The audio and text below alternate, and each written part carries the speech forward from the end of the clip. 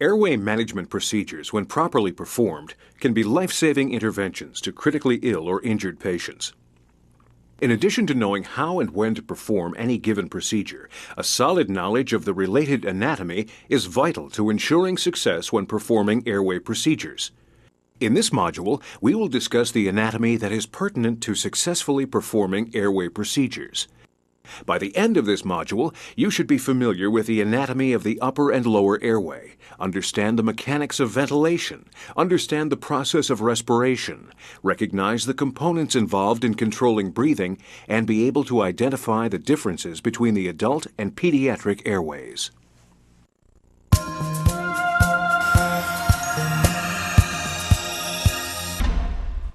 We will begin our discussion of airway anatomy by reviewing how air enters and exits the body.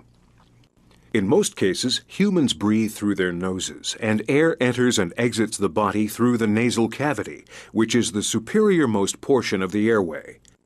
During inhalation, air enters the nasal cavity through two external nares or nostrils.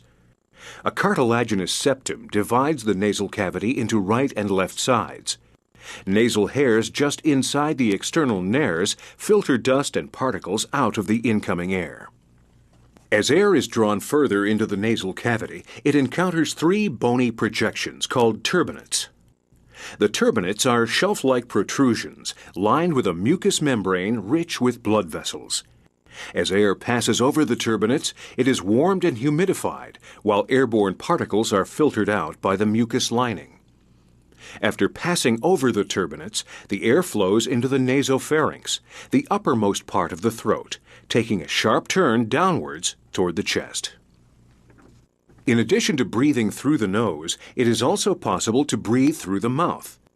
When people breathe through their mouth, air enters the oral cavity after passing over the lips and teeth. The air then passes over the muscular tongue and into the oropharynx, or back of the mouth, before making a sharp downward turn towards the chest. Air drawn in through the mouth is not warmed, filtered, or humidified to the extent that air drawn in through the nasal cavity is. In either case, air eventually enters the pharynx, or throat, before flowing down into the trachea and lungs.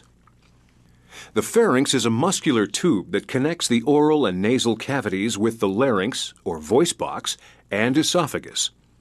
It allows the passage of food into the esophagus and the movement of air in and out of the respiratory tract. The pharynx can actually be divided into three segments. These are termed nasopharynx, oropharynx, and laryngopharynx. The nasopharynx extends from the back of the nasal opening to the plane of the soft palate. The oropharynx is the section that extends from the soft palate to the back of the mouth. The tongue is the largest object in the oropharynx. This muscle, which is attached to the lower jaw or mandible, can often cause an airway obstruction as it falls back against the back of the throat in an unresponsive patient. The laryngopharynx, also commonly referred to as the hypopharynx, extends from the back of the mouth to the esophageal and tracheal openings and contains the larynx. Clinicians should be familiar with the anatomy of the upper airway because control of the tongue and suctioning of the nasopharynx or oropharynx is frequently required.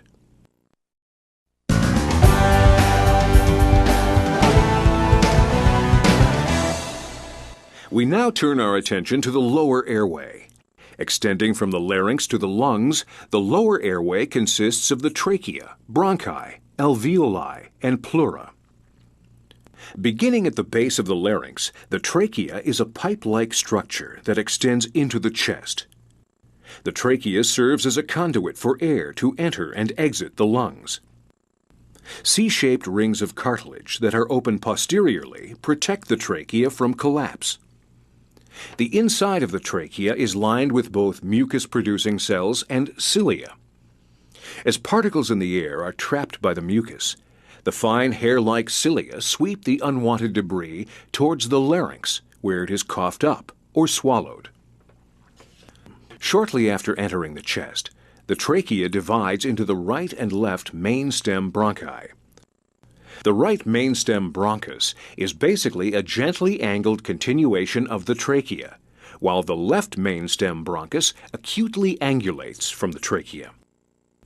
Because of this anatomical difference, objects are more likely to enter the right mainstem bronchus and lung rather than the left. The mainstem bronchi continue to divide and branch into smaller and smaller sized airways called bronchioles.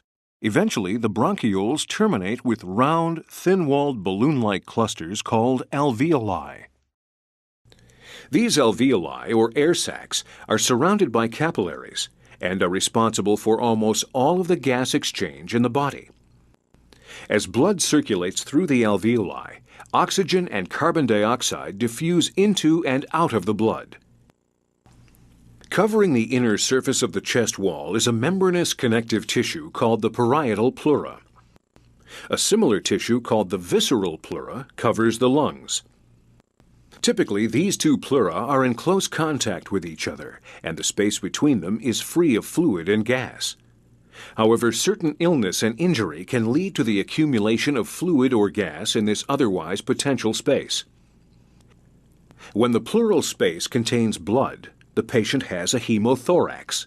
When it contains air, the patient has a pneumothorax. Either of these situations can significantly compromise the patient's respiratory effort.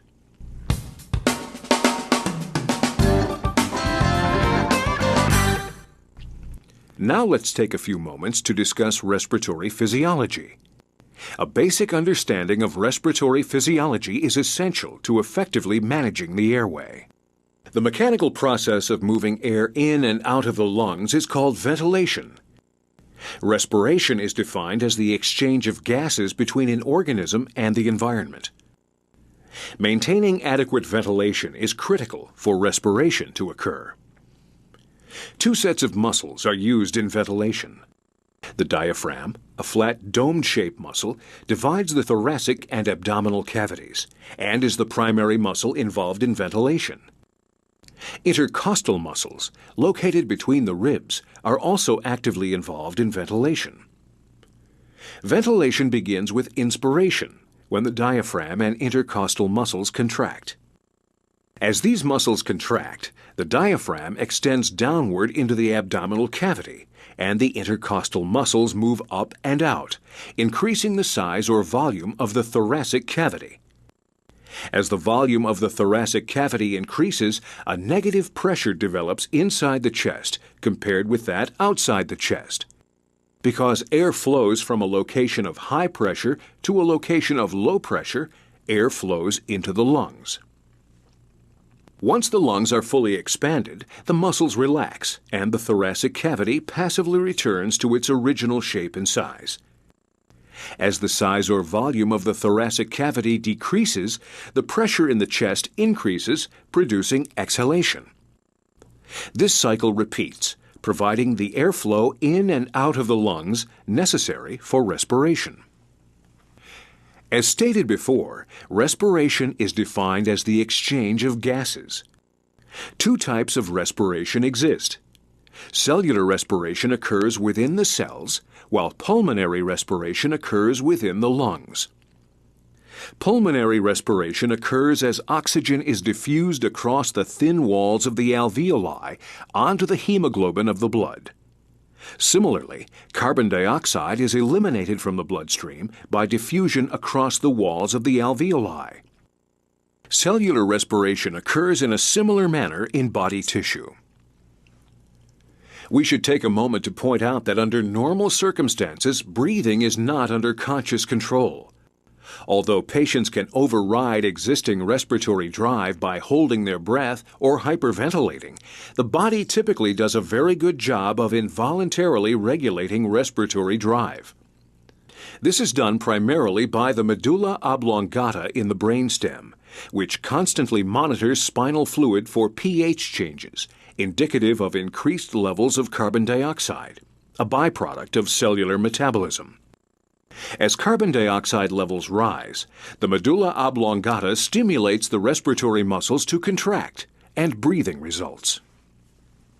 In some situations, such as in patients who have lung damage from chronic obstructive pulmonary disease, patients may have a chronically elevated level of carbon dioxide in their blood. In this event, the primary respiratory control system becomes less sensitive to changes in carbon dioxide levels, and a secondary respiratory control system located in the pons takes over regulating breathing. This secondary control system monitors the blood for decreases in oxygen levels and stimulates the respiratory muscles to contract when oxygen levels fall. By understanding respiratory physiology, clinicians will be better prepared to manage breathing emergencies. Many breathing problems are directly related to problems maintaining an adequate airway. From the standpoint of airway management, it is important to maintain an open, unobstructed airway to allow airflow in and out of the lungs, to provide ample oxygen in order to support respiration, and to provide sufficient ventilations to move air in and out of the respiratory tract. Failure to maintain any of these will result in hypoxemia and ultimately cellular death.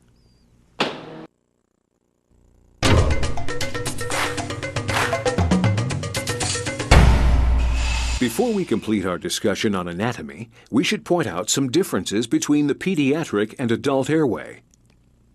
First of all, the structures in the pediatric airway are smaller than those in the adult airway and therefore are more easily blocked. Also, the tongue in children is proportionately larger than in adults.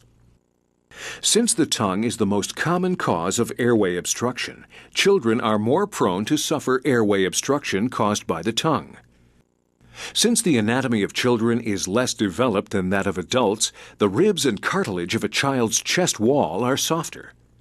This limits the amount of upward and outward movement of the pediatric thoracic cavity during breathing. As a result, children are more dependent upon the diaphragm to serve as the main muscle of breathing. Also, the larynx or voice box is located more superior or higher up in the pediatric airway. Finally, in adults, the glottic opening is the narrowest part of the airway. This is different from children under 10 years of age, where the cricoid cartilage is the narrowest part of the airway. In this module, we have presented some of the anatomy and concepts necessary for airway management. The material presented in this module will serve as a foundation for airway management techniques discussed in other modules. You are encouraged to review this anatomy module as often as necessary in order to understand how the anatomy relates to airway procedures that you will learn in subsequent modules. A solid knowledge of airway anatomy is vital to correctly and efficiently performing any airway management technique.